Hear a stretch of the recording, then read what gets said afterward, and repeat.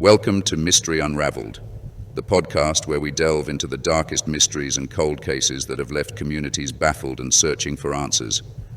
Today we bring you the chilling story of Marissa Cole, a 19-year-old waitress from the small town of Pine Hollow, whose disappearance and tragic death shook the community to its core. This is the story of a night that changed everything. This is The Last Shift. Pine Hollow is a small, tight-knit community nestled in a valley surrounded by dense forests and winding rivers. It's a place where everyone knows everyone else, where children play in the streets until dusk, and where life moves at a slower, more comfortable pace. But on the night of August 3rd, 2017, the tranquility of Pine Hollow was shattered. Marissa Cole was a bright young woman just 19 years old, with big dreams and an even bigger heart. She worked at Jake's Diner, a local fixture in the town. With its retro decor, vinyl booths, and the smell of coffee and pie that seemed to linger in the air, Jake's was more than a diner. It was a gathering place for the community, a spot where life happened. Marissa had been working there since she was 16, and she loved every minute of it. She was saving up for college, hoping to study art, a passion she'd nurtured since childhood. Her sketches of the local landscape were well known around town. She had a way of capturing the beauty of Pine Hollow in her drawings, the rolling hills, the thick woods, the gentle curve of the river. That night, Marissa was on the late shift. It had been a busy day at Jake's, with the summer tourists passing through.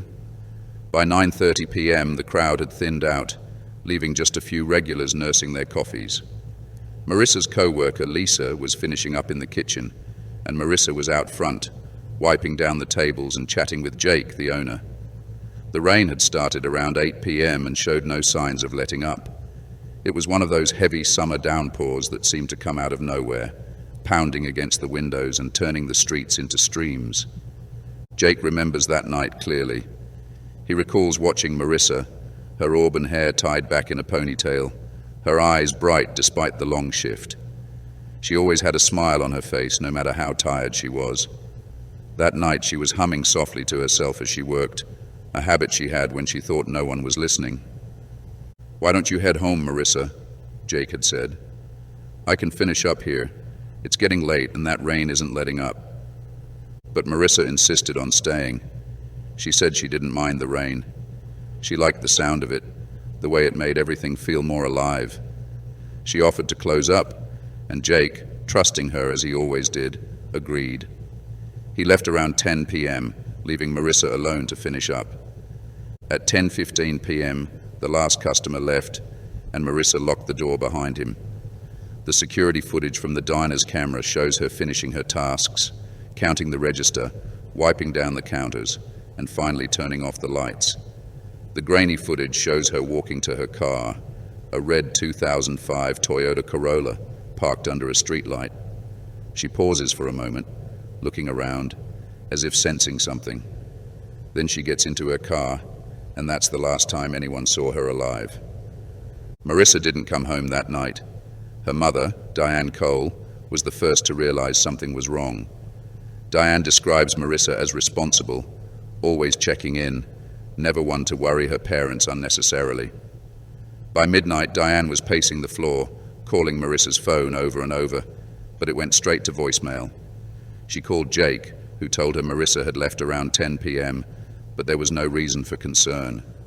By 1 a.m., panic had set in. Diane called the Pine Hollow Police Department, and Officer Greg Simmons answered. He knew the Coles.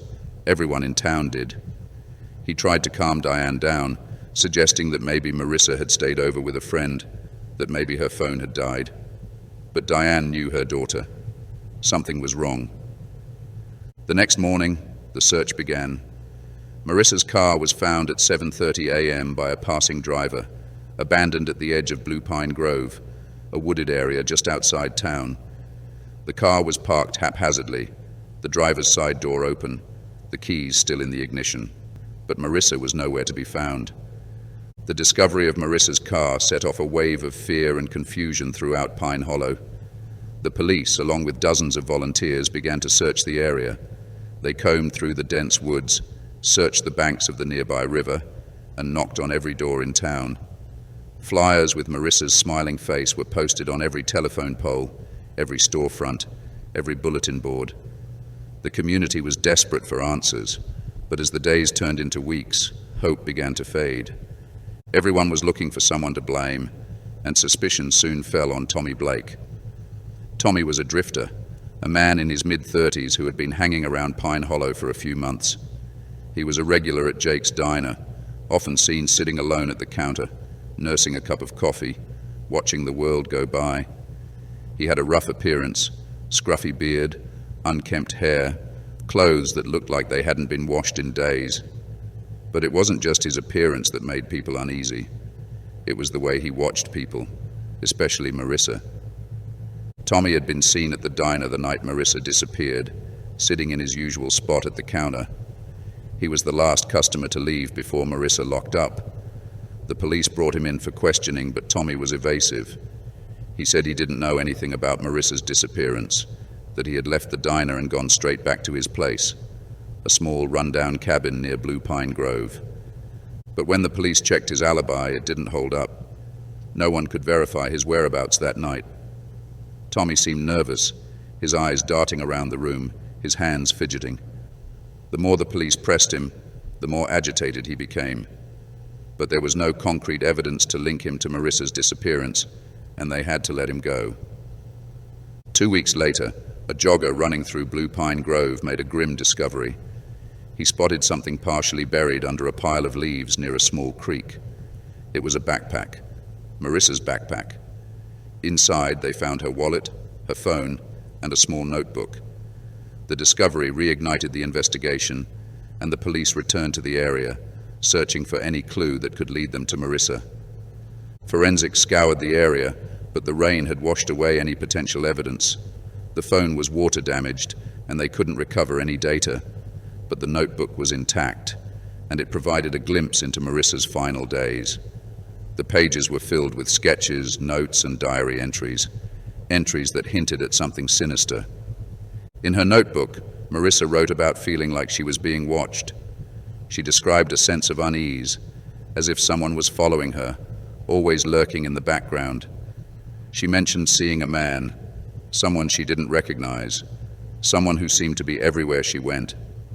She didn't describe him in detail, but it was enough to send a chill down the spine of anyone who read it. The police turned their attention back to Tommy Blake. They searched his cabin, hoping to find something, anything, that could connect him to Marissa. The place was a mess, filled with old newspapers, empty beer cans, and piles of dirty clothes. In the back room, they found something that made their blood run cold. Photographs of Marissa, taken from a distance, as if someone had been stalking her. The photos showed Marissa walking to her car, leaving the diner, sitting in the park, and even sitting in her bedroom through her open window. It was clear that someone had been watching her, tracking her every move. The police brought Tommy back in for questioning, but he denied everything. He claimed he found the photos in a dumpster, that they had nothing to do with Marissa's disappearance. But as the questioning continued, Tommy's story began to unravel. He became more agitated, his hands trembling, his eyes darting around the room. He was hiding something, but without a body and without direct evidence linking him to a crime, the police couldn't hold him. The town was in an uproar. Everyone believed Tommy was guilty, but the lack of evidence meant he was free to walk the streets. Fear and anger gripped Pine Hollow. Parents kept their children close. Doors that were once left unlocked were now bolted shut, and the sense of safety that once defined the town was gone. Months went by, and the case grew colder. Marissa's family was left in limbo, torn between hope and the painful acceptance that their daughter might never come home. Diane and her husband Peter attended every town meeting, spoke to every reporter, and followed every lead, no matter how small.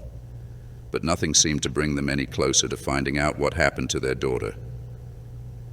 6 months after Marissa disappeared, Diane received a call that would change everything. Laura Hastings, a woman who had recently moved back to Pine Hollow after several years away, claimed to have seen Marissa the night she disappeared. Laura described seeing Marissa near Blue Pine Grove, arguing with a man. She described him as having a scruffy beard and wearing a dark hoodie, matching Tommy's appearance. But she also mentioned seeing a second man, taller, wearing a leather jacket, standing in the shadows, watching the argument. This revelation led the police to reopen the case with a new perspective. Detective Karen Wallace, the lead investigator, went back through the evidence, focusing on the photographs found in Tommy's cabin. She noticed something she hadn't seen before, a reflection in one of the photos, barely visible but unmistakable. It was the reflection of a man wearing a leather jacket, the same man Laura had described. Detective Wallace had the photograph enhanced, trying to make out the details. There, on the man's hand, was a tattoo, a distinctive mark that could help identify him. The police put out a call to other departments, hoping for a match. The break came from a neighboring town. A man named Alex Turner, known for his criminal record and violent tendencies, was identified as a match. Turner was a known associate of Tommy Blake, and the two had been seen together multiple times in Pine Hollow. Turner was brought in for questioning. At first he was defiant, maintaining his innocence, but as the hours dragged on, his tough exterior began to crumble. He admitted that he and Tommy had been involved in petty crimes together, often hanging out at the diner, watching the waitresses. He confessed that they had planned to scare Marissa, thinking it would be a harmless prank, but things quickly spiraled out of control. Turner described how Tommy had become obsessed with Marissa, watching her from afar, following her every move. On the night of her disappearance, they had followed her to Blue Pine Grove. What was supposed to be a prank turned into something far more sinister. Marissa had fought back, and in the heat of the moment, Tommy had strangled her. In their panic, they buried her body in a shallow grave, hoping to cover their tracks. The police immediately launched a search of Blue Pine Grove, focusing on the area Turner described. After hours of combing through the dense woods, they found Marissa's remains, buried under layers of pine needles and dirt. The autopsy confirmed what everyone had feared. She had been murdered. But as the investigation continued, a new lead emerged that changed everything. A local resident, Emily Rhodes, came forward with a piece of information that sent shockwaves through the community. She had been a regular at Jake's diner and had often struck up conversations with Marissa. Emily recalled something odd she had seen the night of Marissa's disappearance. She had been walking her dog past the diner and noticed Marissa's co-worker, Lisa, sitting in her car across the street, watching the diner intently. At first, it seemed like a minor detail, but Detective Wallace decided to dig deeper. She discovered that Lisa had a hidden past, a history of troubled relationships, and a restraining order filed against her by an ex-boyfriend for harassment. Lisa had also shown signs of jealousy towards Marissa. They had both been interested in Jake, the owner, and while Marissa had been friendly and kind to everyone, Lisa had been quietly harboring resentment. When the police questioned Lisa, she seemed nervous, but maintained her innocence. However, her alibi began to crumble under scrutiny. The footage from a nearby ATM showed Lisa withdrawing cash shortly after Marissa was last seen. When confronted with this evidence, Lisa finally broke down and confessed to what really happened that night. It turned out Lisa had been infatuated with Jake, the owner of the diner. She had noticed Jake's fondness for Marissa and had grown increasingly jealous. That night, Lisa had followed Marissa after she left the diner, intending to confront her. When she saw Marissa stop her car near Blue Pine Grove, Lisa approached her in a fit of rage. The argument quickly escalated, and in a moment of uncontrolled anger, Lisa pushed Marissa, causing her to fall and hit her head on a rock. Panicked and not thinking clearly, Lisa dragged Marissa's body into the woods and buried her in a shallow grave. Realizing the severity of what she had done, Lisa tried to cover her tracks by making it look like someone else was responsible.